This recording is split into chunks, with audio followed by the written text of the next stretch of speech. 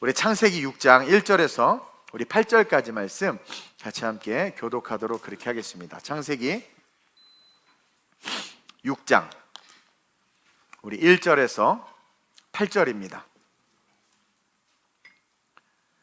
자, 같이 함께 교독합니다. 제가 먼저 봉독합니다. 창세기 6장 1절. 사람이 땅 위에 번성하기 시작할 때에 그들에게서 딸들이 나니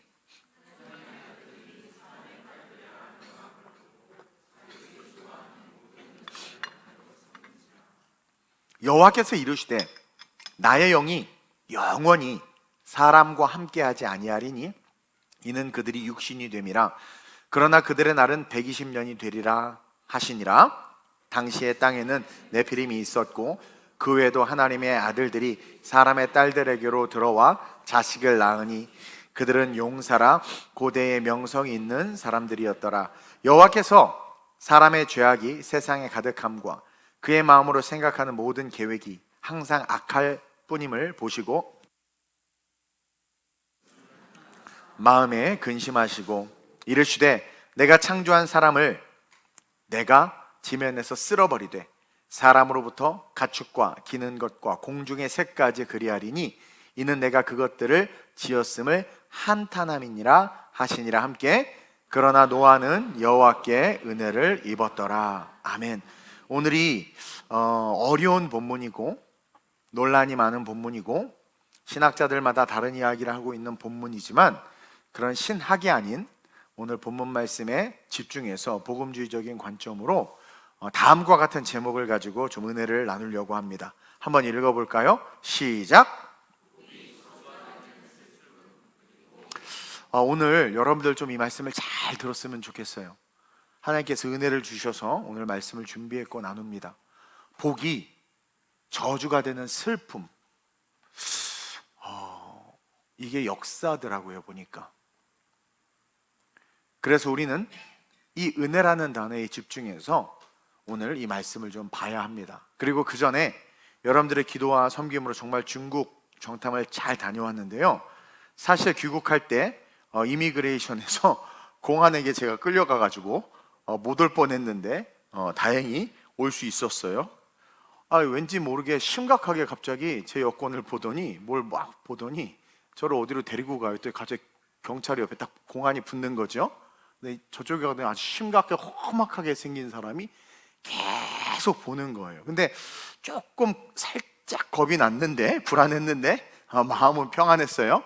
그러면서 머릿속으로 몇 가지, 내가 왜 여기 끌려와서 왜 이런 심화 검문을 받을까 고민을 해봤더니, 첫째, 얼마 전 미국을 다녀와서 그런가 지금 미중 관계가 상당히 안 좋죠. 그리고 우리 서 목사님이 일반인들은 우리가 예배드리고 기도하는 거 잘 모른다고 가르쳐줘서 제가 우리 경건해야 할 장소가 없어서 중국 호텔 로비에서 거기서 예배를 드렸거든요. 4일 내내 말씀을 전하고 기도하고. 그래서 중국 호텔 로비에서 녹화되는 상황에서 당당하게 아침 경건회를 하고 설교를 해서 그게 걸렸나?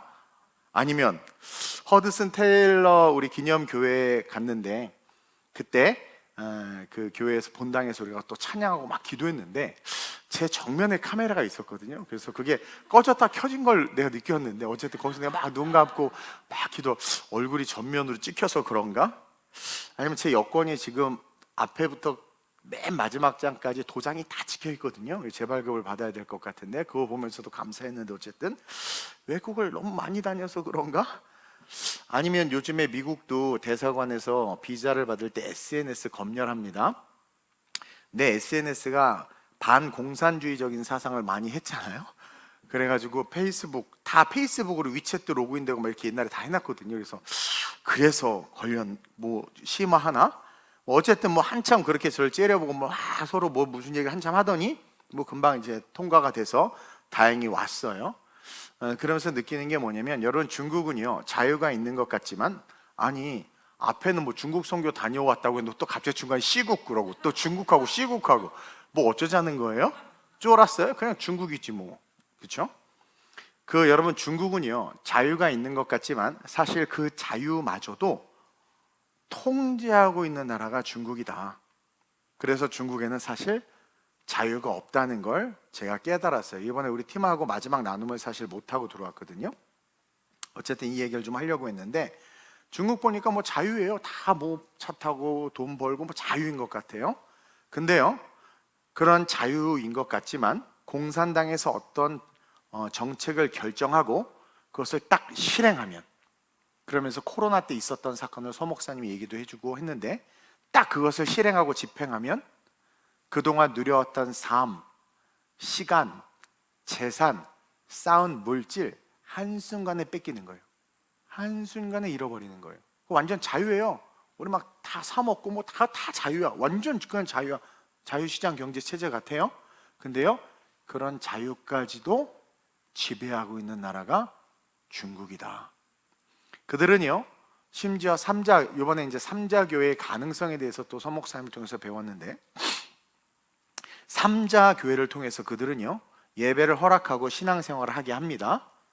근데 지금 동시에 여러분, 중국이 성경을 바꾸는 작업을 하고 있습니다. 한번 볼까요? 우리 신문에 난 기사인데 위에를 보여줘요, 제목을.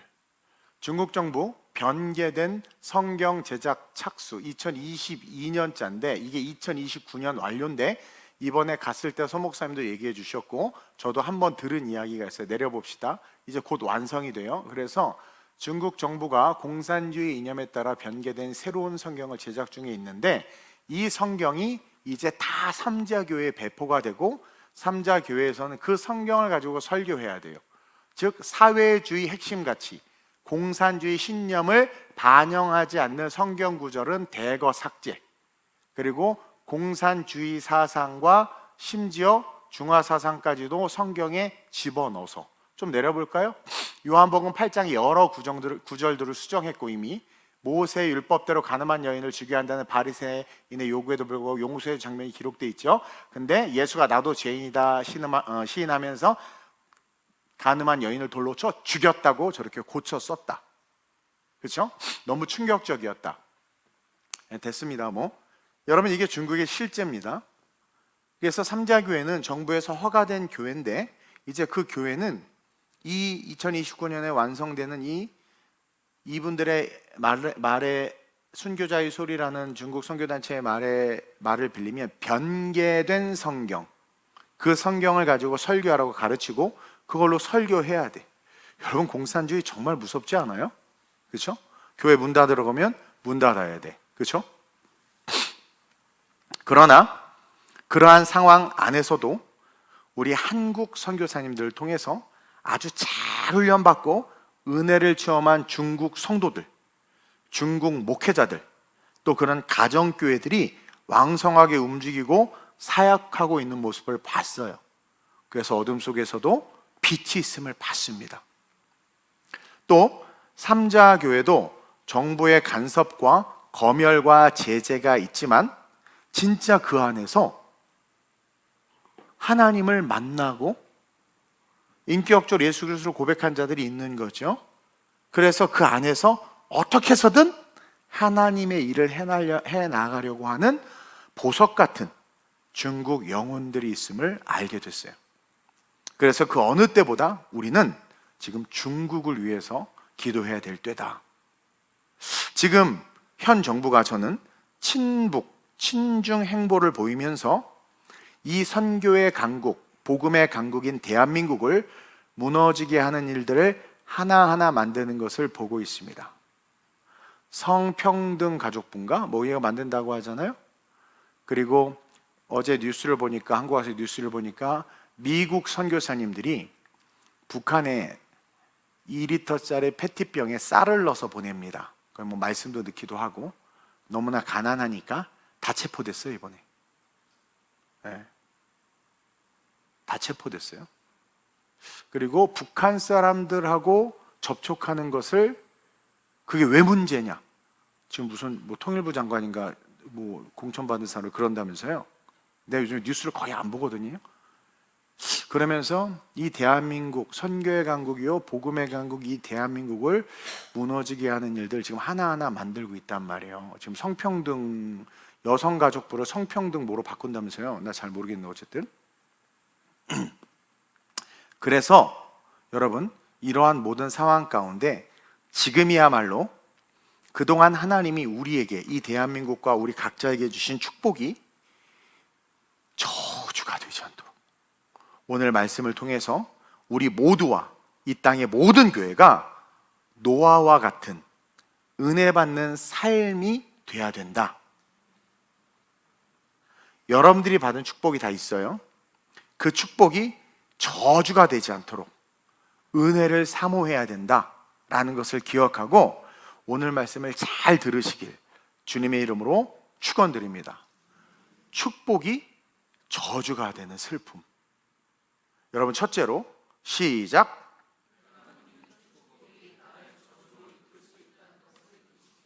자, 오늘 본문 1절입니다. 시작. 사람이 땅 위에 번성하기 시작할 때에 그들에게서 딸들이 나니. 여러분, 여기에 방점이 어디에 있느냐? 사람이 땅 위에 번성하기 시작했다라는 거야. 사람이 땅 위에 번성하기 시작했어요. 이 말씀은 단순한 현상이 아니라 이 말씀의 본질을 볼 수 있어야 돼요. 여러분, 사람이 땅 위에 번성하기 시작했다라는 이 말씀의 본질이 뭔 줄 아십니까? 바로 하나님의 약속이 이루어졌다. 하나님의 언약과 명령이 그들이 이 당시 때 그들이 살아가는 삶에, 오늘날로 따지면 우리가 살아가는 삶에 나타난다 라는 거예요.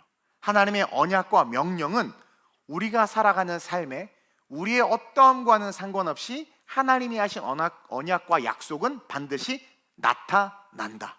자, 하나님이요, 창세기 때 1장에서 사람을 만드시고 나서 아담과 하와에게 바로 이렇게 명령하십니다. 창세기 1장 27절 28절 시작. 하나님이 자기 형상 곧 하나님의 형상대로 사람을 창조하시되 남자와 여자를 창조하시고 하나님이 그들에게 복을 주시며 하나님이 그들에게 이르시되 생육하고 번성하여 땅에 충만하라. 땅을 정복하라. 바다의 물고기와 하늘의 새와 땅에 움직이는 모든 생물을 다스리라 하시니라.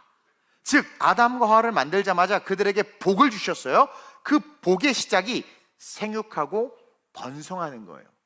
여러분, 아브라함 잘 알죠? 아브라함과 사레가 왜 힘들어했어요? 자식이 없어서 힘들어했어. 그래서 조카 롯을 위안 삼아서 아들처럼 여기면서 살다가 죽으려고 했어요. 여러분, 그렇게 아들을 원했던 아브라함이 왜 자식을 안 낳았겠어요? 안 낳으려고 했겠습니까? 낳으려고 노력해도 낳을 수가 없었던 거예요. 이해됩니까? 여러분, 하나님이 도와주시지 않으면 번영과 번성은 이루어질 수 없어요. 더군다나 의학과 의술도 발달하지 않은 시대에 애 나면 바로바로 막 죽고 여러 가지 위협과 환경이 좋지 않은 상황에서 번성한다는 거 쉽지 않아요. 인간의 힘으로 안 되는 거예요. 오늘 본문 6장에 사람이 땅 위에 번성하기 시작됐다는 것은 이루 말할 수 없는 인구 증가, 인구 폭발이 일어나고 있는 거예요. 엄청나게 사람들이 많이, 성경 학자에 따르면 지금의 인구와 별반 다를 바 없는 인구다라고 말할 정도로 엄청난 인구 증가, 인구 폭발이 일어났습니다. 피임이 있었겠습니까? 또 다른 어떤 그냥 본능대로 살던 시대고 약육강식의 시대였단 말이에요. 물론 사망자들도 많았겠지만 계속해서 인구 증가가 일어난 거예요. 근데 여러분, 그것도 하나님의 섭리와 약속이 있었기 때문에 가능한 거예요. 다시 말하면 하나님은요, 자신의 약속을 우리의 어떠함과는 상관없이 지키시고 이루어가심을 볼 수 있어요. 왜냐하면 이들은 지금 악한 상황이거든요. 악한 상황이고 번성했을 때 하나님의 말씀이 성취되면 뭔가 이렇게 하나님의 은혜가 있어야 될 것 같다고 생각하죠? 아니요.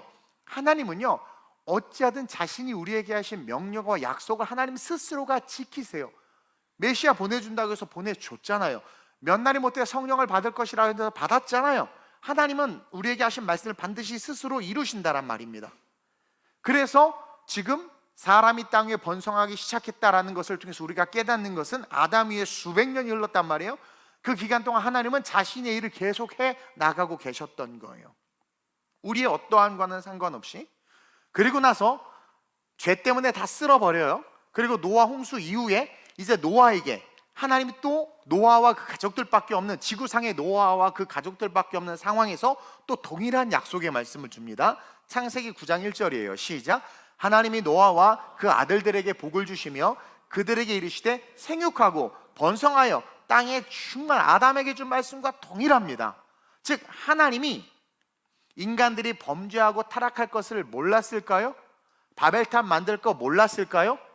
다 알죠. 알파의 오메가인데.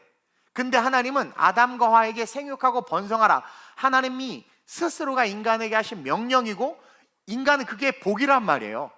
그 복을 하나님께서 이 땅에 우리에게 주신 거예요. 죄가 관영하게 될 걸 아시지만 주셨고, 쓸어버리고 또 주시고, 또 쓸어버리고 또 주시는 거란 말이에요.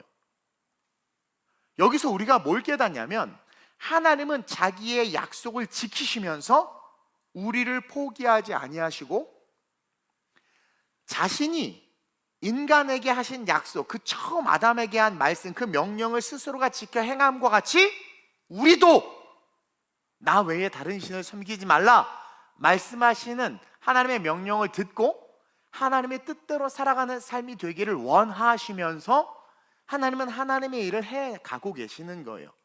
그래서 물로 다 쓸어버리고도 또 창세기 1장의 약속대로 번성함을 하나님 스스로가 주시고, 아브라함에게도, 여러분 아브라함이요, 이제 세상 인구가 딱 둘로 나눠지는데 하나님의 민족과 세상 민족으로 나눠지는 시점이 창세기 12장입니다. 그 전에는 그냥 뭉뚱그려서 인간이었어요.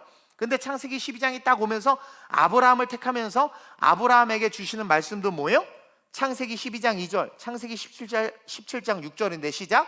내가 너로 큰 민족을 이루고 내게 복을 주어 내 이름을 창대케 하리니 너는 복이 될지라. 내가 너로 심히 번성하게 하리니 내가 내게서 민족들이 나게 하며 왕들이 내게로부터 나오리라. 즉 하나님은 동일하게 아담에게 하신 말씀처럼 복을 주시고 계시는 거예요. 그 복이 뭐예요? 번성이에요. 인구가 많아지는 것이고 큰 민족을 이루는 거란 말이에요. 이삭에게도 야곱에게도, 그리고 애굽에 종살이를 하고 있는 이스라엘에게도. 그래서 이스라엘의 인구가 종살하면서도 계속 늘어났잖아요. 그러면서 하나님은 동일한 말씀으로 말씀하시면서 사람들의 생육과 번성을 하나님이 이루어 주고 계시는 거예요. 하나님은 우리에게 명령하셨지만 그 명령을 우리가 지키고 이룰 수 있도록 하나님이 일하신다는 것을 여러분들이 정확하게 기억해야 돼요. 그러면서 우리에게 기대하고 계시는 게 있어요. 우리 하나님이. 그게 뭐냐면 하나님을 경외하는 거예요. 이들이 왜 타락했느냐? 하나님을 두려워하지 않으니까 타락하는 거예요. 하나님을 두려워하지 않으니까 교회를 회파하고, 하나님을 두려워하지 않으니까 모세를 돌 던져서 죽이려고 했던 거란 말이에요. 하나님은 자신의 약속을 지키면서 우리에게 뭘 기대하느냐? 하나님을 경외하라. 그러면 인구가 늘어나는 것 자체가 끝까지 복이 될 수 있고, 너희들이 번성하는 것 자체가 끝까지 복이 될 수 있는데, 하나님을 기억하지 못하면, 하나님을 경외하지 못하면 너희들이 잘 되고 번성한 그것이 결국 뭐가 되는 거예요? 저주가 되는 거예요. 그래서 이스라엘 백성이 애굽 민족보다 더 많았고 맘만 먹으면 애굽을 뒤집을 수 있었는데도 불구하고 뭐 하고 있는 거예요? 애굽에 종살이하고 있었던 거예요. 하나님은 지금도 계속해서 우리에게 땅끝까지 전도하고 선교하라고 말씀하고 계시잖아요. 마태복음 28장부터 시작해서. 이건 뭐냐면 내가 너희들을 계속 번성하게 할 거야. 지구의 인구가 계속 늘어난단 말이에요. 그 하나님이 일하고 계시는 거예요. 그럴 때 하나님을 경외하는 자들이 더 많아지기를 원하는 마음으로 전도하라고, 선교하라고. 그래서 하나님의 형상과 모양으로 지음받은 수많은 사람들을 하나님께서 구원하고 싶으셔서, 그들과 영원까지 함께하고 싶으셔서, 그들을 축복으로 이끄시기 위해서 여러분 중요해요. 지금도 교회를 통해서 일하고 계신다는 거예요. 따라서 여러분, 방주는 곧 교회예요. 예수 그리스도입니다. 따라서 교회 함부로 욕하면 안 돼요. 그리고 교회를 분열하는데 도구로 쓰이지 마시길 축원드립니다. 이 교회는 하나님에게 너무나도 중요하고 예수님의 핏값으로 세워졌기 때문에 하나님의 자녀 백성들을 번성하게 하기 위해서 주님이 머리가 되어 하나님이 붙잡고 계시는 주님의 집이에요. 근데 우리는 어떻습니까? 그 하나님이 주시는 번영과 번성, 다른 말로 말하면 축복을 축복으로 이어가기는커녕 결국 그런 모든 축복을 저주로 만들어가고 있다고 성경이 지금 폭로하고 있는 거예요. 사람이 땅 위에 번성하기 시작했습니다. 하나님의 축복이 성취되고 있는 거죠. 근데 이어서 무슨 말들이 나와요? 그들에게서 딸들이 나니. 여러분, 여기서 딸들은 그냥 여자를 말하는 게 아니에요. 여러분, 그동안 수많은 남자 여자 다 태어났을 거 아닙니까? 그래요, 안 그래요?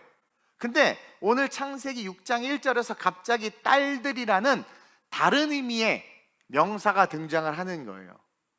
다시 말하면 이상한 여자들이 나타났다라는 거예요.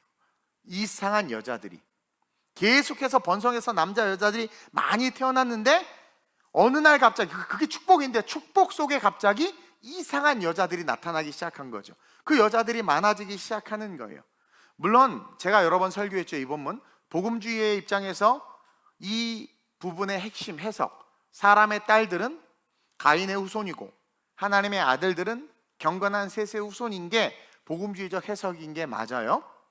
그러나 보다 더 근본적으로 레디컬하게 해석하면 사람에게서 딸들이 나기 시작했다. 그들에게서 번성한 축복 속에서, 그러니까 이거예요. 축복 속에서 딸들이 나기 시작했다.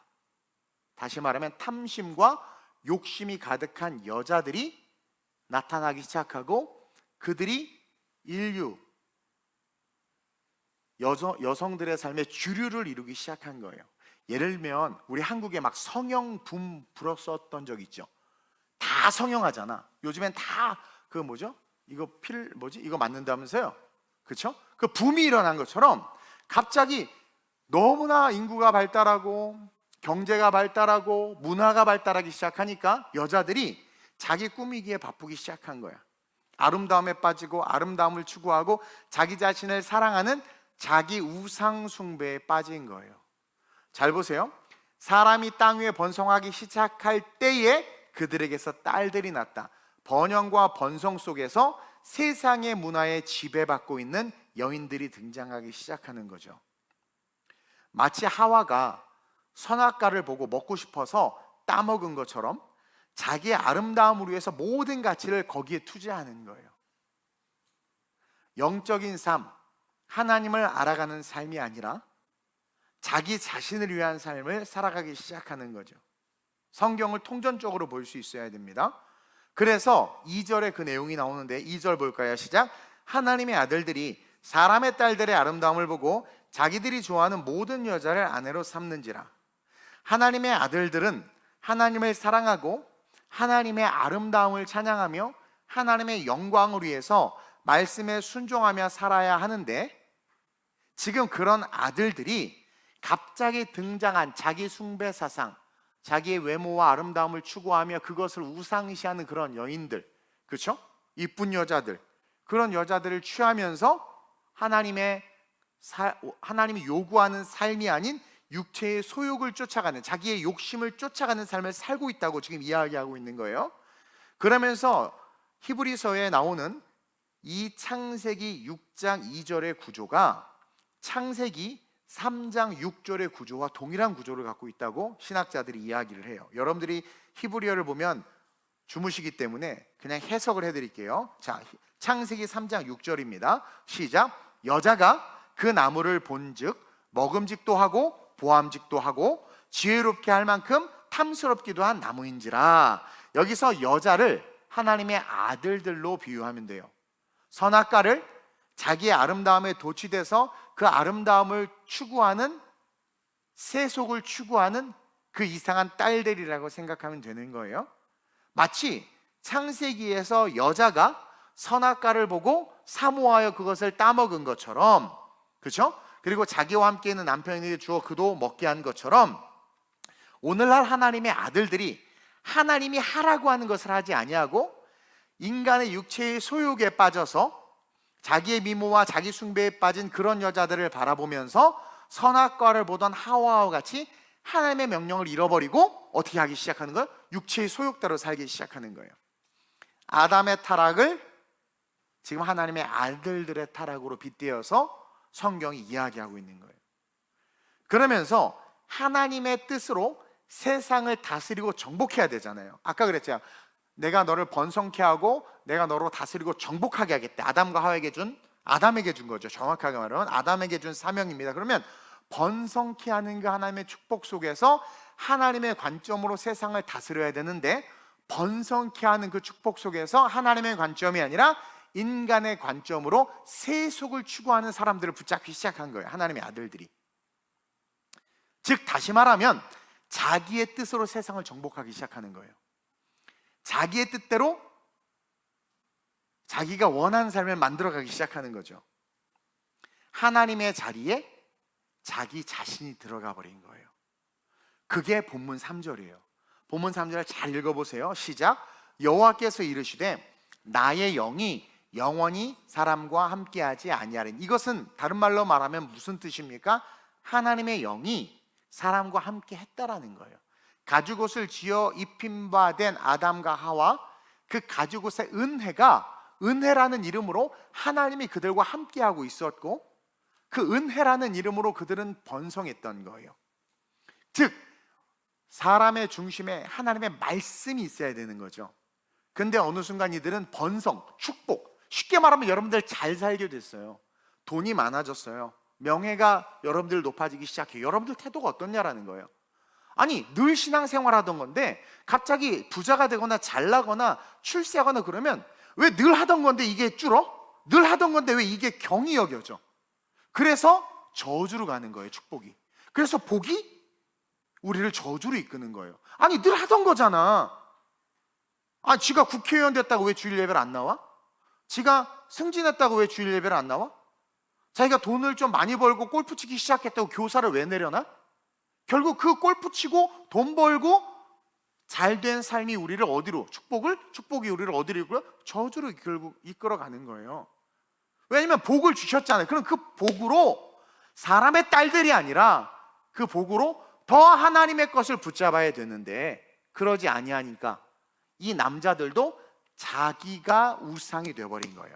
즉 여자들이 하나님을 높이는 삶이 아니라 자기 자신을 치장하고 꾸미는 데 집중하기 시작하면서 자기 우상화되기 시작하고, 그런 여자들을 사랑하는 남자들이 등장하면서 역시 자기 우상, 자기 마음대로 그렇게 한 거죠. 그래서 아합 왕이 이방 바알 제사장의 딸 이세벨을 아내로 삼은 거 아니겠습니까? 세상의 딸들을 사모해서 아내로 삼은 거. 그거 지금 이 구조가, 선악과의 구조가 인류의 심판 앞에서 계속 반복되고 있어요. 계속 반복되고 있어요. 그래서 하나님이 이렇게 말하는 6장 3절에 여호와께서 이르시되 나의 영이 영원히 사람과 함께하지 아니하리. 이제 그들이 자기 스스로를 우상화시키니까, 그러니까 자기가 무조건 옳은 거야. 자기 생각이 무조건 옳은 거야. 하나님 떠나버리는 거죠. 그래서 정확히 뭐라고 말하냐면 그들이 육신이 됨이라. 가죽옷을 입기 전 흙으로 돌아가는 인생이 되는 거죠. 그러나 그들의 날은 120년이 되리라. 이것은 우리에게 주시는 회개의 맥시멈의 기간이에요. 어쨌든 마음의 중심의 주인을 바꾸어버린 거예요. 자기도 모르게. 그래서 자기도 모르게 신앙생활하는데 육신이 돼서 신앙생활해. 고깃덩어리가 돼서 신앙생활해. 자기의 성정과 성향이 나오는 거죠. 하나님의 영이 떠나가고 결국 120년이라는 한계적 수명을 가진 타락한 흙덩어리가 되어버린 겁니다. 그래서 결론적으로 그들은 받은 축복에서 그 모든 축복이 저주가 되는, 저주와 멸망의 인생이 되어버리는 거예요. 근데 이 구조가 계속해서 나와. 이스라엘 역사 속에서 선지자들의 바벨론과 아수르에 멸망당하는 이스라엘 백성들의 모습 속에서 계속, 결국은 마지막 종말의 때도 이 구조가 그대로 계속 나와요. 그래서 너무 은혜를 받아서 말씀을 보다가, 그래서 7절에 이렇게 말씀하십니다. 시작. 이르시되 내가 창조한 사람을 내가 지면에서 쓸어버리되 사람으로부터 가축과 기는 것과 공중의 새까지 그리하리니 이는 내가 그것들을 지음을 한탄함이니라 하시니라. 뭐예요? 주님 재림하셨을 때에 들려 올라가지 못하고 우리가 주님의 이름으로 못도 하고 못도 했는데요, 나 너 모른다 해버리는 거예요. 등만 가지고 신앙생활, 육체죠. 고깃덩어리, 흙덩어리 가지고 신앙생활하다가 기름 없이 신앙생활하다가 수틀리면 자기의 감정과 기분대로 신앙생활하다가 주님 오시니까 어떻게 돼요? 못 들어가는 거예요. 일을 가는 인생이 돼버리는 거예요.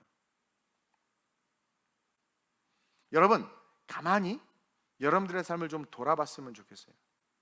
사실 하나님은 우리에게 정말 많은 축복을 주셨어요. 여러분 하나하나 생각해 보세요. 집에 가서 종이를 꺼내서 하나하나 써봐요. 여러분 정말 얼마나 많은 축복을 줬어요. 하나하나 써봐. 진짜 어떤 사람이 그러잖아요. 재산이, 나 이런 예화 들기 싫었는데 뭐 재산이 망해, 집안이 망하고 부도 나고 막 그래서 자살하려고 막 그러는데 자살하려고 마지막 해가지고 상담 받으러 딱 갔더니 의사 선생님이 저는 다 잃었고요. 아들 볼 면목도 없고 아내 볼 면목도 없고 넌 죽어야 된다고, 미치겠다고, 내가 왜 그런 선택을 했고 그때 왜 그랬는지 모르겠다 막 그런 얘기를 하니까 그 의사가 종이를 한 장 주면서 지금 당신이 가지고 있는 걸 써보라고. 나는 다 잃어버렸다고, 아무것도 없다고 막 써보라고. 그랬더니 불려우 같은 마누라, 토끼 같은 자식들, 그리고 지금 단칸방이지만 있는 집 쓰다 보니까 많은 거야. 그러면서 관점이 바뀌는, 내가 모든 걸 잃어버린 게 아니구나, 나에게 있는 게 있구나. 그러니까 다 잃어버렸다라는 개념이 뭐냐면 돈 잃어버린 거야. 돈 다 잃어버렸다는 게, 명예 잃어버린 거야. 다 잃어버렸대. 난 망했대. 직장 잃어버린 거고 그냥 타이틀 잃어버린 거야. 근데 다 잃어버렸대. 여러분들 지금 얼마나 축복받았는지 여러분 써봐요. 하나하나 써봐. 얼마나 복받은 게 많아. 그렇죠? 근데 우리는 그것을 잃어버렸어요. 그거 몰라. 하나님께 받은 축복을 잃어버린 채 내가 원하는 삶, 내가 원하는 인생, 내가 하고 싶은 대로 하는 삶으로 막 그냥 사는 거야. 그게 안 되면 화가 나고. 즉 우리의 주인을 바꿔버린 거죠. 대부분 잘 나가셨던 분들이 노년에 어렵게 되면서 늘 하는 고백이 있어요. 저도 많이 들었고요. 책에서 많이 읽었어요. 정말 왕년에 다 잘 나갔대. 무슨 큰 식당을 몇 개나 운영했대. 과거에, 나 왕년 얘기하는 사람 그래서 싫어. 왕년에 자기가 대기업 모였고 왕년에 모였고 막 그랬대. 우리 교회도 몇 분 계세요. 신방 갔대요. 그러면서 뭐라는 줄 아세요? 목사님, 하나님이 저에게 정말 젊을 때 큰 복을 주셔서 사업도 크게 하고 돈도 너무 많이 집에 쌓아놓고, 돈을 쌓아놓고 있었대. 좋은 집에서 살면 좋은 거 누리고 막 그렇게 살았대. 근데 어느 순간 하나님이 다 가져가 버리셨어요. 그것도 왜 하나님이 가져갔다고 얘기를 해요? 말을 해도 진짜 웃겨 죽겠어. 어쨌든 은혜로 표현하나 봐. 하나님이 다 가져가셨어요. 그러면서 뭐라는 줄 알아? 다 공통점이에요. 생각해보면 그때 정말 잘 나갈 때 더 하나님을 잘 섬겼어야 했는데 오히려 그때 그러지 못해서 자녀들이 망가지고 제 인생도 지금 이렇게 초라해졌다고. 정말 많이 고백해요. 우리 교회 연세 있으신 권사님들도 내 손 꼭 잡고, 목사님, 내가 젊을 때 목사님 일찍 만났어야 되는데 그때 내가 돈도 많아가지고 목사님 빵빵하게 밀어주셨었는데 지금은 나 밥 좀 사줘, 이러셔. 그리고 우리는 이런 스토리를 알면서도 웃으면서도 여러분들도 그렇게 걸어가고 있어요. 내가 얘기했잖아요. 직장도 없이 막 그냥 맨날 교회에서 살다가 직장 생겼어. 얼마나 감사해? 그럼 더 열심히 주를 섬겨야 되는데, 그렇죠? 명예가 올라가고 직급이 높아지고 뭐 유명해지고 그러면 그럴수록 점점 내가 신앙생활하던 것보다 더 감사해서 더 열심히 하고 더 순종해야 되는데 교사도 내려놓고 봉사도 내려놓고 주일 예배도 입 빠지듯 나오고 그러면서 이유는 제가 바빠가지고요. 그 잘난 바쁨이 너를 지옥으로 이끈다. 여기까지 나오는데 말을 못해. 그 잘난 바쁨이 네 인생을 지금 좀 먹고 있다. 말을 못하겠어. 상처받을까 봐. 요즘 무슨 말만 들이대가지고. 그러면서 점점 결국은 잘 나갔대. 잘 됐대. 근데 결국 어떻게 돼요? 저주로 귀결되는 거야. 저주로. 책 읽어보세요. 너무나 많아요. 다 성경에 나온 대로 축복이 다 저주가 돼. 이스라엘 솔로몬 때 하나님께 그 부를 줬더니 그냥 이방 사신들한테 창고 다 보여주고 자랑하느냐고. 내가 말이야 집이 이렇고 우리 집이 이렇고 다 자랑하느냐고 막. 그러다가 다 침략받아가지고 다 무너지는 거죠. 솔로몬도 그렇게 겸손할 때 다윗 아버지 그늘에서 나 어떻게 1,000번째 막 그러다가 지가 딱 하니까 이제 어느 순간 교만해져가지고, 그렇죠? 솔로몬도 사람의 딸들을 사랑해서 1,000명의 아내를 둔 거 아니겠습니까? 결국 성경에 나오는 그 모습 그대로 받은 축복이 다 저주가 된 거야. 히스기야 보세요. 하나님 앞에 얼마나 많은 일을 했어요. 종교개혁. 그래가지고 죽게 됐을 때 하나님 내가 이것도 하고 이것도 하고. 그래, 너가 나를 위해서 정말 위대한 종교개혁을 했지. 내가 네 수명을 연장시켜주려. 수명 연장했다가 망해서 지옥 갔잖아요. 뭐 지옥 갔다고 말할 수는 없지. 구약의 내용이니까 어쨌든. 오히려 더 타락해버렸잖아요. 축복이, 수명이 연장된 축복이 저주가 돼버린 거야. 저주가. 더 감사해야 되는데 교만해져. 봐라, 하나님이 나 이렇게 살렸다면서 교만해진 거죠. 자기의 신앙이 우쭐된 것처럼. 차라리 세상적 축복을 받지 않았으면, 그렇죠? 그냥 망할 일도 없고 영적으로 더 잘 돼서, 그렇죠? 신앙도 잃어버리지 않았을 텐데. 하나님이 복을 줘서 생육하고 번성하게 하니까, 그렇죠? 축복을 받으니까 그 축복으로 더 열심히 하나님을 섬겨야 되는데 인간의 딸들을 사랑하기 시작, 쉽게 말하면 세상을 사랑하기 시작한 거예요. 다들 무너지는 겁니다. 여러분, 우리는 분명하게 기억해야 됩니다. 지금 내가 누리는 축복이 나를 저주로 이끌 수 있다는 것을. 따라서 우리는 항상 하나님의 아들로서 살아야 하고, 해야 할 일들을 감당해야 하고, 잘 될수록, 돈이 많아질수록, 명예가 올라갈수록, 인기가 높아지고 승진할수록, 유명해질수록 더욱더 낮아지며 섬겨야 돼요. 돈도요, 적당히 있거나 없을 때는 11조를 잘해요. 이게 많아지잖아요. 그때부터 그 11조 생활도 깨져요. 그러니까 차라리 복을 안 받는 게 낫어. 그러면서 그때부터 깨지면서 저주로 내려가는 거예요. 여러분, 예수님 보세요. 정확하게 우리의 삶의 표상이 되고 있어요. 마태복음 20장 28절인데 시작. 인자가 온 것은 섬김을 받으려 함이 아니라 도리어 섬기려 하고 자기 목숨을 많은 사람의 대속물로 주려 함이니라. 자, 이 말씀을 우리가 레마의 말씀으로 적용하면 이렇게 되는 거예요. 인자의 인자, 즉 인자가 온 것은, 즉 예수님을 알면 알수록, 인자가 나에게 왔잖아요. 예수님이, 그렇죠? 예수님을 알면 알수록 어떻게 해야 된다는 거예요? 예수님을 사랑하면 사랑할수록 우리는 섬김을 받으려 하는 게 아니라 도리어 섬기려 하고, 심지어 자기 목숨을 많은 사람에게 대속물로, 순교죠, 대속물로 줄 수 있는 헌신과 희생의 삶을 살아야 된다는 것을 예수님이 친히 보여주고 있잖아요. 근데 우리는 어때요? 축복받고 부자 되고 잘 나가기 시작하면 주의 종도 우습게 보고, 교회도 우습게 여기고, 하나님의 사역도 우습게 여기고, 결국 그 축복이 저주로 가는 거예요. 저주. 여러분, 저주는요, 물질이 없어지고 사업이 망하는 것도 저주일 수 있지만 가장 큰 저주는 그 심령이 은혜를 까먹는 게 가장 큰 저주요, 자녀들이 무너지는 게 가장 큰 저주요, 그의 삶의 구원을 잃어버리는 게 가장 큰 저주인 거예요. 오늘 어떻게 됐습니까? 여기는 싹 다 잃어버렸죠. 아예 그냥 물로 전멸해버렸잖아요. 저는 제발 여러분들이 받은 축복이 더 큰 축복이 될 수 있도록 하나님의 자녀로서의 삶의 자리를 제발 목숨 걸고 지키시길 주님의 이름으로 축원드립니다. 그러면서 둘째로 시작, 네피림들과의 관계를 끊어야 합니다. 우리는 네피림을 거인, 그렇죠? 그리고 또 영화가 이상하게 만들어서 막 천사와 인간이 결혼해서 낳은 자식들 막 이렇게 이상하게 그리스 신화와 접목돼서 이야기를 하는데, 그냥 정확하게 이야기를 해드립니다. 네피림을 히브리어 문자적으로 해석하면 그냥 떨어진 자들, 쓰러진 자들, 타락한 자들이에요. 근데 이것을, 이 히브리어를 최초로 영어로 번역한 킹 제임스 버전 영어 성경에서 이 네피림이라는 히브리어 단어를 자이언트로 쓴 거예요. 자이언트, 거인들로.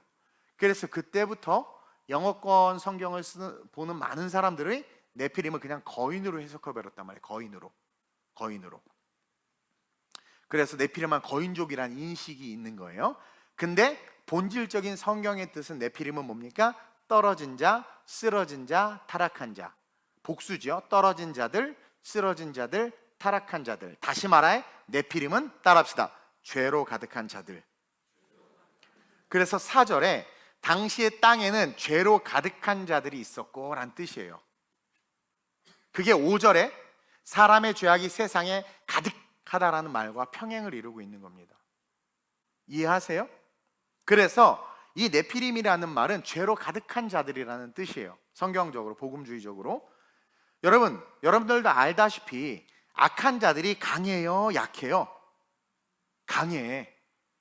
생긴 것부터가 무섭고요, 막 문신 있고 흉터 있고 눈빛도 무섭고 악랄하잖아요. 그래서 일반 사람들은요, 그런 사람들을 보면 그냥 무서워하고 피해. 그리고 막 괴물처럼 여겨서 네피림, 거인, 이런 이미지가 생긴 거예요. 저도 운전 이렇게 하다가 누가, 난 제대로 가는데 쥐가 껴는 막 창문 내리고 막 충만이 같이 생긴 애가 막 소리 지르면요, 나도 쫄아요. 막 주여, 지금 저 사람의 생명을 취하소서, 막 이런 기도가 막 나오려고 그래. 막 내가 더 센데 속으로 막 그러면서. 그리고 막 내가 잘못을 안 했는데도, 그때 버스 운전기사랑 부딪혔는데 제 차를 보더니 그 백미러 살짝 기스난 건데, 그거 혹시 내가 물어달랄까 봐 뭐 큰 소리를 친 내가 싸울래다가, 이게 같이 이렇게 언성이 높아지면 내가 더러워질 것 같은 거 알죠? 그러니까 이게 못 싸우겠는 거야, 악한 자들은. 그래서 가만히 있는 거죠.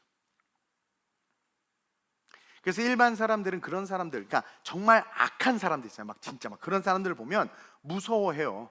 그러니까 네피림이 거인, 괴물, 그런 식의 의미로 이렇게 쓰이기 시작한 거예요. 그리고 성경은요, 자기 숭배 사상을 가진 여자들과 자기 숭배 사상을 가진 남자들이 결혼했다고 칩시다. 그러면 아기를 낳았어요. 그 아기가 얼마나 귀하겠어. 자기의 전부야. 그러니까 어떻게 됩니까? 가정교육이 쉐마, 하나님의 말씀의 교육으로부터 깨져요. 어떤 교육이 됩니까? 세상 교육, 세속 교육. 세상에서 이겨야 되는 거야. 밟고 일어나야 되는 거예요. 그리고 그 아이의 꿈과 비전이 뭘로 양육되겠습니까? 지금도 마찬가지죠. 세상의 성공, 권력을 잡는 거. 그렇죠? 그 당시는 약육강식의 시대니까, 지금 창세기 6장이면 원역사의 시대인데, 그렇죠? 그리고 또 교육은 뭡니까? 전쟁과 살인에 대한 교육일 거라는 거죠. 세상의 힘과 권력을 지향하는 교육을 통해서 자라나는 그 세대들이 어떻게 전쟁이 사방팔방에서 일어나도록 만드는 거예요. 그래서 전쟁의 역사예요. 전쟁의 역사. 전쟁의 역사. 아브라함도 계속 전쟁하지. 연합군 전쟁, 성경 보면 계속 전쟁하잖아요.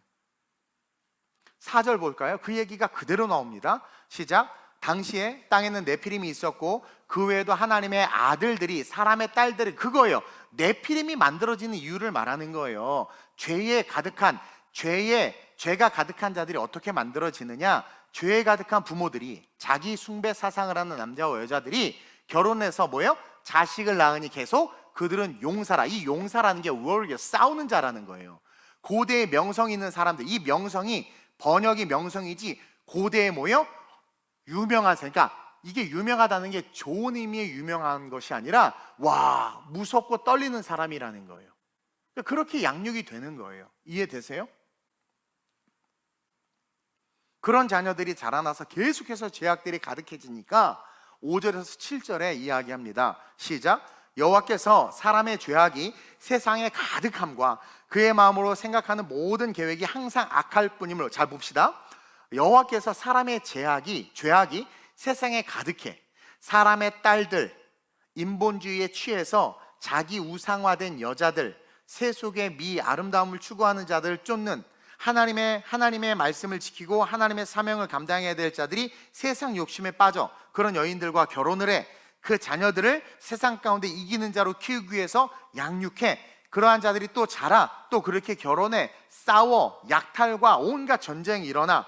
그러니까 여호와께서 사람의 죄악이 세상에 가득함과 그의 사람들의 마음으로 생각하는 모든 계획, 왜 하나님을 잃어버리고 하나님이 그들과 함께하지 않는다, 즉 가죽옷이 벗겨져 버린 거란 말입니다. 은혜가 떨어져 나가 버린 거란 말입니다. 그러니까 흙덩어리가 된 거란 말입니다. 그러니까 그들의 모든 계획이 항상 악할 뿐임을 보시고 방법이 없는 거예요. 땅 위에 사람 지으셨음을 한탄하사 마음에 근심하시고 이르시되 내가 창조한 사람을 지면서 쓸어버리되 사람으로부터 가축과 기는 것과 공중의 새까지.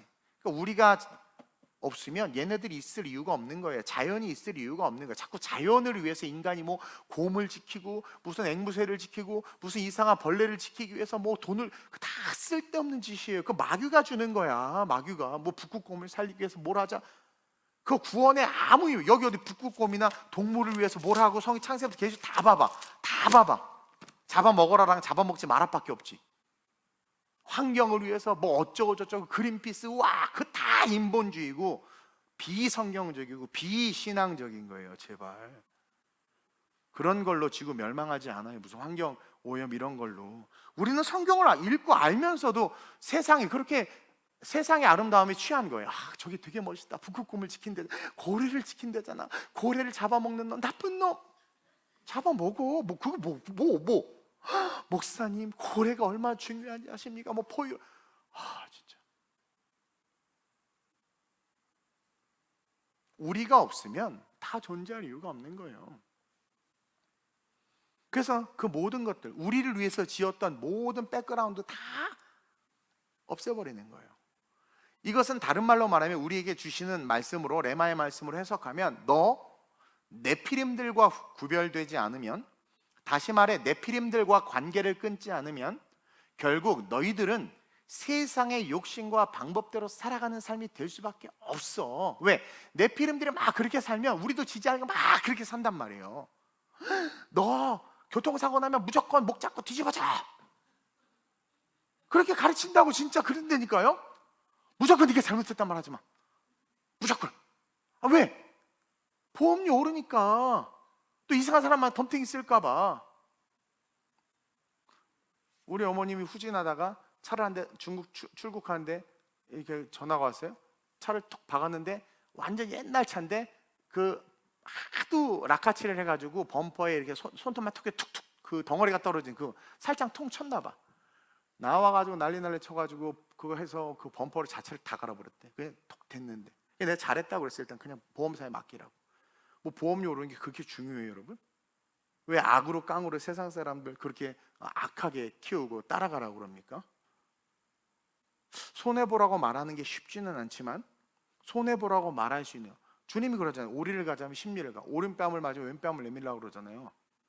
근데 우리는 그렇게 안 가르치잖아. 벌써 네피림들과 구별되지 못하고 있는데 그들을 쫓아가야 성공한다고 생각하는 거야.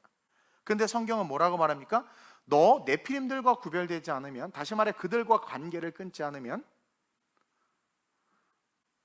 너의 삶은 욕심과 세상의 방법대로 살아가는 삶이 될 수밖에 없고, 너희들의 자녀를 그렇게 키울 수밖에 없고, 결국 그 인생에 부와 명예가 온다고 해도 그 축복이 결국은 저주로 이끄는, 저주받아 심판의 바다에 던져지는 인생이 될 수밖에 없다고 우리에게 가르쳐주는 거예요. 여러분, 네피림 뭐라고 그랬습니까? 따라합시다. 죄로 가득한 자들. 이 네피림은요, 죄로 살아가는 자들이에요. 죄가, 이 네피림이 하나님의 아들들이 사람의 딸들과 결혼해서 낳은 아이들이잖아요. 이 네피림들은 그래서 싸우는 자들이고 이겨야 되는 거고 쟁취해야 되는 거예요. 죄로 살아가는 자들인 거예요. 다른 말로 말하면 죄가 죄인 줄 모르는 거죠.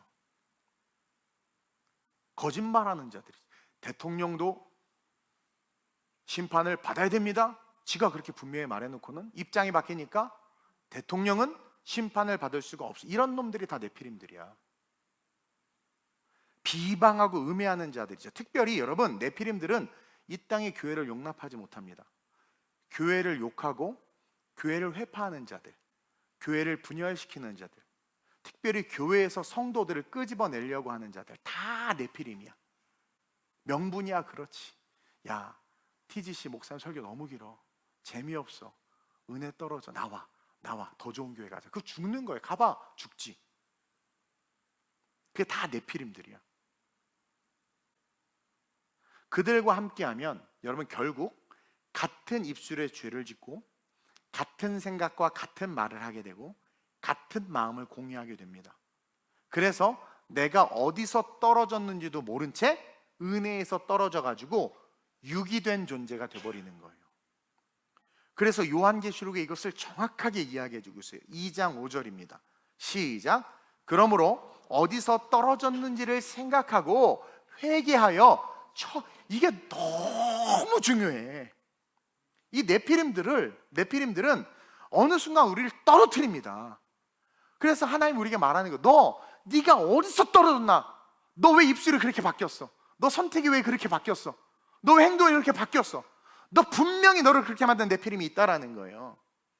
너 어디서 떨어졌는지를 생각하고 거기서부터 회개해서 처음 행위, 은혜를 받았을 때의 그 행위를 가지라. 만일 그리하지 아니하고 회개하지 아니하면 내가 내게 가서 내 촛대를 그 자리에서. 구원 잃어버려요. 자꾸 예정론을 가지고 한 번 받은 구원 영원히 지속된다라고 하는데 그것이 마귀의 괴계예요, 여러분. 우리는 어디서 떨어졌는지를 생각해야 돼요. 그래서 절대로 이 부정적인 말, 부정적인 언어, 부정적인 생각, 부정적인 틀, 특별히 교회가 이단이 아닌 이상은 교회를 분열시키고 성도를 끄집어내고 이런 모든 것들은 다 네피림입니다. 저주받은 자들이에요. 그들과 관계를 끊지 아니하면 우리 역시 어떻게 되는 거예요? 그들과 함께 쓸려 내려갈 수밖에 없다. 네피림들, 죄로 가득한 자들과 관계를 끊으시길 바래요. 내가 어디서 떨어졌는지를 오늘 이 밤에 생각하고 또 나에게 영향을 끼치고 있는 네피림이 누구인지를 생각하고 회개하고 아무리 친해도 여러분 그 관계를 끊어야 합니다. 예수님이 그러잖아요. 손이 범죄하여 너를 지옥에 가게 하려면 손을 끊어버리고 천국 가는 게 낫다고 그래요. 눈을 뽑아버리고 천국 가는 게 낫다고 그래요. 이해됩니까? 그놈의 의리, 정 다 필요 없습니다. 구원이 최고입니다. 따라서 마지막으로 복이 저주가 되는 슬픔을 겪지 않기 위해서 우리는 은혜를 입어야 합니다. 오늘 설교의 핵심이에요. 오늘 8절에 그러나 노아는 여호와께 은혜를 입었더라. 우리는요 하나님의 전적인 은혜를 구해야 합니다. 여러분 잘 들으세요. 노아 역시 네피림이 가득한 세상 한복판에 살고 있었어요. 우리가 오해하고 있는 것 중에 한 가지가 뭐냐면 복음주의자들이 결론적인 노아의 관점에서 설교하다 보니까 이게 혹 오해를 해서 노아가 뭐 그냥 처음부터 의인이었고 막 그런 줄 아는데 아니라는 거죠. 잘 들으세요. 노아는 그 네피림이 가득한 그 세상 한복판, 하나님의 아들들이 세상의 딸들을 사랑하면서 그들 사이에서 태어난 네피림들이 권력을 잡고 통치하고 다스리는, 쉽게 말하면 악이 다스리는 세상 한복판에서 노아도 동일하게 살고 있었습니다. 그러면 자연스럽게 노아도 네피림 친구가 있었을 것이고 노아도 나름 그런 세상의 죄와 배설물들이 삶에 묻어 있었을 수 있어요. 근데요 그러한 삶 속에서 어느 날 갑자기 노아는 전적인 하나님의 은혜로 택함을 받은 거예요. 제가 그걸 깨닫고 너무 큰 은혜를 받았어요. 우리는 그런 택함을 받게 해달라고 오늘 이 밤에 기도해야 되는데 잘 보세요. 자, 우리가 절대로 잊지 말아야 될 게 뭐냐면 노아가 의롭웠기 때문에, 의롭게 살았기 때문에 은혜를 입은 게 아니라 하나님께서 노아를 택해서 노아에게 전적으로 은혜를 입혀 주셨기 때문에, 그러니까 하나님께 노아가 그냥 전적으로 어느 날 은혜를 입은 거예요. 그러면서 그가 받은 은혜 때문에 의롭고 순전하게 하나님 마음에 합하게 삶을 살아갈 수 있었다라는 사실을 제가 새롭게 원문을 보면서 깨달았어요. 이게 뭐냐면 성경을 연대기적으로 해석해 보니까 보세요.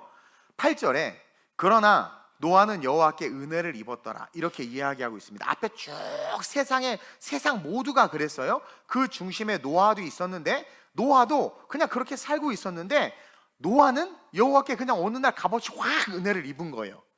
9절 보세요. 이것이 노아의 족본이라. 노아의 부모는 필요 없어. 은혜를 입고 나서 이후에 노아의 족본인데 노아는 의인이요 당대의 완전한 자라 그는 하나님과 동행했다. 이게요 처음부터 그런 게 아니더라는 거지. 은혜를 딱 입고 그 은혜를 입자마자 그는 네피림들을 다 끊어버린 거예요. 그리고 나에게 은혜를 주신 그 하나님 앞에 딱 서서 당대에 완전하다라는 게 뭡니까? 세상의 조류를 따라가지 않았대요. 왜? 받은 은혜 때문에. 그리고 받은 은혜 때문에 네피림처럼 그런 개망나니 자식으로 키운 게 아니라 어떻게 한 거예요? 아들을 낳았는데, 셈과 함과 야벳을 낳았는데, 그때 온 땅에 하나님 앞에 부패와 포악함이 가득했지만 그들을 어떻게 했어요? 말씀 속에 키웠어요. 그랬더니 어떻게 돼?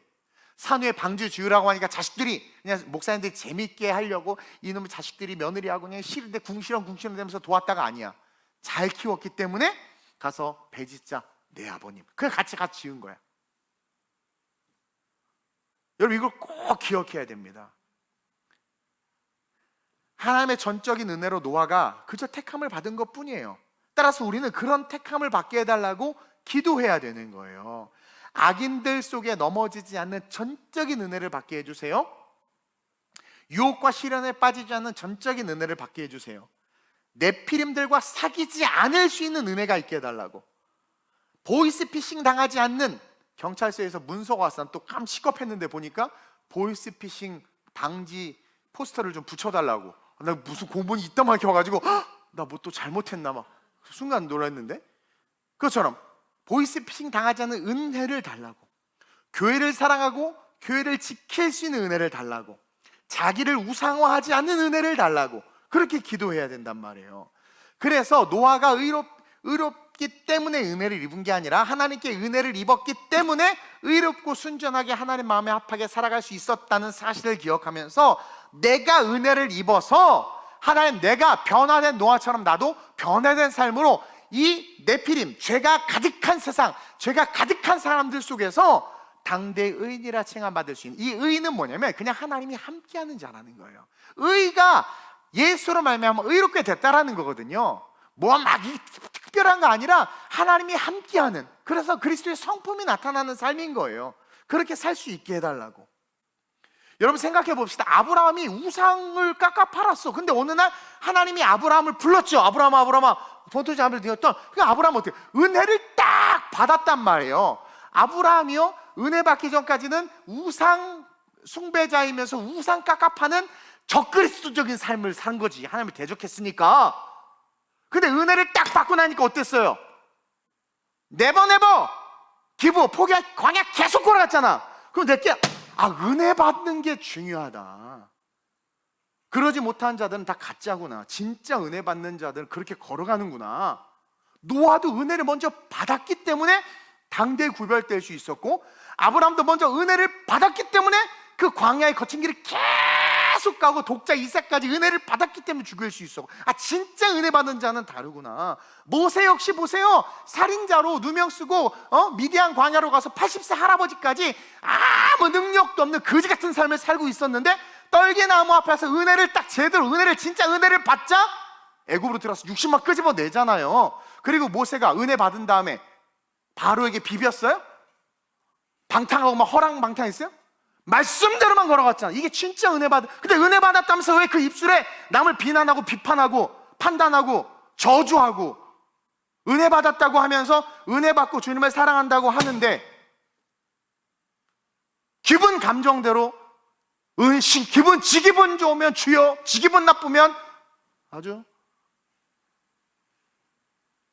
저도요, 은혜를 먼저 입었기 때문에 지금 제가 이렇게 살아갈 수 있지, 내가 진짜 은혜를 안 입었으면 저 이렇게 못 살아요. 벌써 목회 때려치고 딴 거 하고 있어요.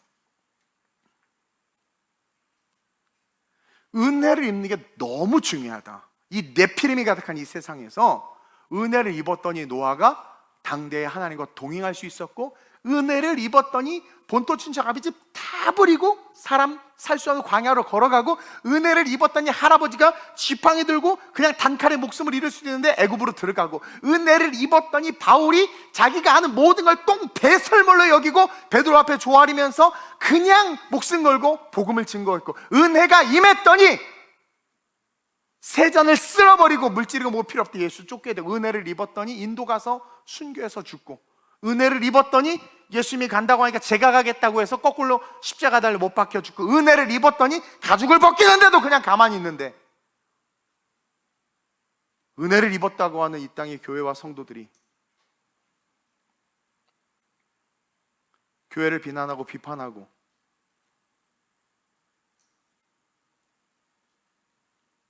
적그리스도적인 사람들을 추종하고 물질의 돈 몇 푼의 이익 때문에 뽑지 말아야 될 사람을 뽑고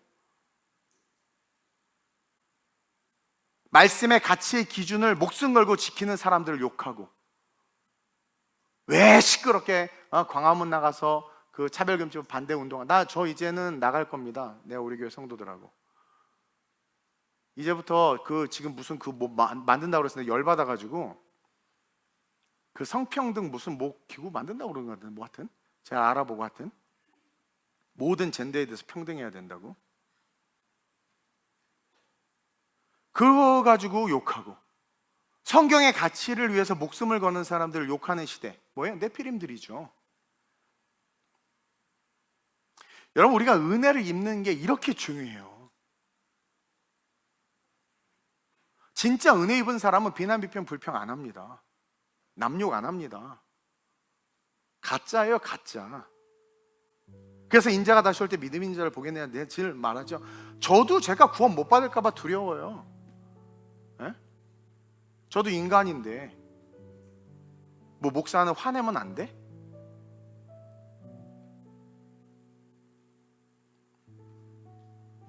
그래서 저도 구원 못 받을까 봐 두려워. 나는 하나님이 판단하는 거죠. 네. 여러분 은혜는요 우리의 조건이 전제되지 않아요. 얘가 우상을 팔았든 얘가 가늠한 여인이었든 얘가 무슨 그 기생이었든 세리였든 살인자였든 아니 우편강도도 여러분 십자가 달릴 정도의 강도면 뭐 살인 이거 기본이에요. 또 그러죠. 나는 우편강도처럼 죽기 전에 예수 믿고 여러분 그거는 여러분 성경을 너무 몰라서 그래. 우리가 예수를 아는 그 시점부터 개수가 돼요. 이 우편강도는 그때 예수 처음 본 거예요. 그래서 구원받을 수 있었던 거예요. 근데 우리가 알았는데도 개망난처럼 살다가 나중에 죽기 전에 예수 믿고 구원받아야지! 그거는요 구원 못 받아요. 예수를 알고 고백한 그 시점부터 시작되는 거예요. 그래서 성경에는 기생 라합도 나오고 삭개오 세리도 나오고 그렇죠? 온갖 사람이 다 나오는 거예요. 그들의 조건을 보고 주님이 그들을 부르셨고 제자 삼으셨습니까? 조건을 보고 얘에게는 은혜를 줄만 하니까 은혜를 주고 얘에게는 은혜를 줄만 하지 않으니까 은혜를 안 주고 그랬습니까? 아니라는 거예요. 여러분 은혜는요 어떤 우리의 조건을 전제하지 않아요. 우리는 어린아이와 같이 그냥 은혜를 구하는 존재로서 은혜를 구하기만 하면 돼요. 은혜를 구하기만 하면 돼요. 그러니까 여러분 오늘 진리를 이야기하는 그냥 은혜를 저는 요즘에 감사하게도 이번에 우리 지방에서 그 건강검진을 이렇게 해준대요. 저렴한 가격으로. 나는 이 뇌 검사를 한번 해보려고. 저는 진짜 옛날 일이 기억이 하나도 안 나요. 누가 무슨 말은 몰라요 잘. 근데 그게 은혜인 게 뭐냐면 어제 이전 것은 지나간 거예요. 자꾸 과거를 말하고 과거를 물어보고 과거를 추적하는 사람들은 은혜가 없는 거예요. 성경 보세요. 아브라함의 갈대우르에서의 삶을 주님이 물어보셨어요. 하나님이 노아의 이 은혜 받기 이전의 삶을 성경이 뭐 말하고 있습니까? 마태가 세전에 앉아있을 때 그 마태의 과거를 이야기합니까? 아무 얘기를 하지 않아요. 과거 이야기한 건 나다나엘 간사한 것이 없다. 주님이 딱 이야기했잖아요. 정말 그 살아온 삶이 너무 아름다워서 나다나엘의 그 과거를 주님 딱 한 번 얘기했어. 정말 간사한 것이 없는 자다. 우리는 내일을 이야기하는 삶이라고 그렇게 가르쳐줘도 늘 우리는 과거에 묶여 있잖아요. 우리는요 어제 내가 살인을 했든 어제 내가 무슨 별짓을 다 했든 오늘 회개하고 은혜를 구하면 그리고 그 은혜에 부딪히면 네피림들과의 관계가 끊어지고 그러니까 진짜 은혜를 받아야 돼요. 그렇게 해서 변화되면 우리의 구원받을 확률은 높아질 뿐만 아니라 이 시대에 하나님 누군가를 쓰고 싶어 한단 말이에요. 그때 쓰임받을 수 있는 축복이 있는 거죠. 따라서 우리는 오늘 이 밤에 어린아이와 같이 은혜를 구하는 존재로서 은혜를 구했으면 좋겠어요. 그리고 그 기도가 오늘 이 밤 응답됨으로, 즉 오늘 이 밤 은혜를 입어서 여러분들이 진짜 노아처럼, 이것이 노아의 족보니라. 이제 저부터, 난 이제 자식이 없으니까 족보가 없겠죠. 여러분 자식들이잖아. 여러분들의 족보를 써내려가는 거야. 하나님과 동행하는 족보가 써내려가야 되는 거예요. 여러분들 지금 은혜 받은 이후부터의 족보가 진짜예요. 옛날에 뭐 했는지 묻지도 마세요. 저 신방하거나 새가족 할 때 단 1도 안 물어봅니다.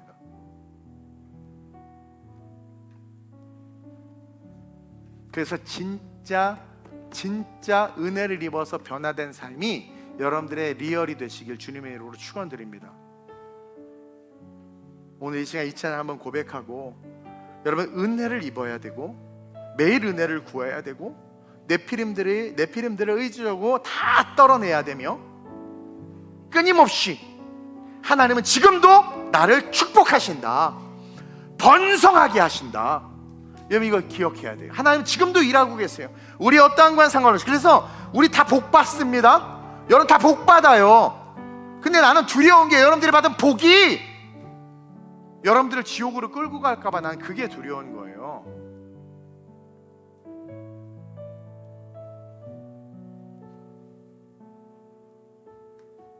여러분들이 받은 복이 영원한 천국까지 이어지시길 주님의 이름으로 축원드립니다.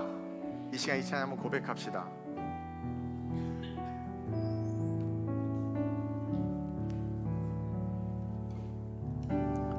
오직 주의 은혜로 지금 여기 서 있네. 한없는 경배, 한없는 찬양, 내 영혼 예배 드리네. 나를 위해 이 땅에 오신 주의 그 은혜, 십자가 고통 이기신 주님, 그 은혜 어찌 잊으리. 제발 주님, 주네 날 채우시네. 주네 오게 하시네. 살아가는 동안 은혜로만 살리. 십자가의 오직 주의 은혜로 지금 여기 우리가 서 있습니다. 오직 주의 은혜로 지금 여기 서 있네. 한없는 경배, 한없는 찬양. 네, 여러분 예배 드리고 있잖아요. 중연부라는 게 아니라 나를 위해. 여러분 술 취하고 방탕해서 전봇대 붙잡고 쓰러져 있는 인생 아니잖아요. 얼마나 감사합니까? 십자가 고통 이기신 주님, 나를 위해서 그 은혜 어찌. 오늘 이 밤 우리가 노아와 같이 은혜 받게 하소서, 은혜 입게 하소서.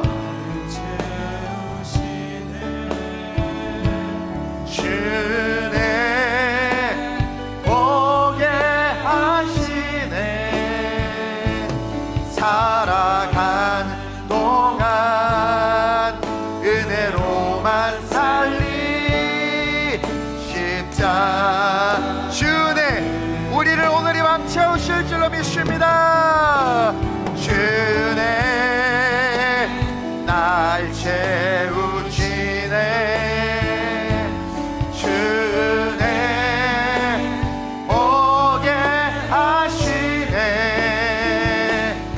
살아가는 동안 은혜로만 살리 십자가. 성경은 늘 말합니다. 지금이 은혜 받을 만한 때요, 지금이 구원의 날이로다. 조영기 목사님이 큰 영향력을 끼칠 수 있었던 것 중에 한 가지가 그분의 메시지에 지금이 은혜 받을 만한 때요, 오늘이 구원의 날이다라는 말을 계속해서 외치셨습니다. 오늘이 중요한 겁니다. 우리에게 이 오늘이 내일을 결정하기 때문에 오늘 우리 은혜 받고 다시 일어나면 되는 겁니다. 은혜 받고 하나님이 나에게 계속해서 축복의 일을 하세요. 번성케 하십니다. 분명히 번성케 하십니다. 네피림을 끊어내고 노아와 같이 하나님과 동행할 수 있는 은혜, 그 은혜가 우리에게 임할 때 축복이 축복으로, 축복이 구원으로 이어질 수 있는 것을 기억하고, 오늘 이 밤 내가 다시 태어나고 싶습니다. 나에게 은혜를 내려주시옵소서. 십자가의 은혜가 내 안에 부딪히게 하여 주옵소서. 죄를 새 몸으로 하심으로 저심으로 기도합니다. 주여!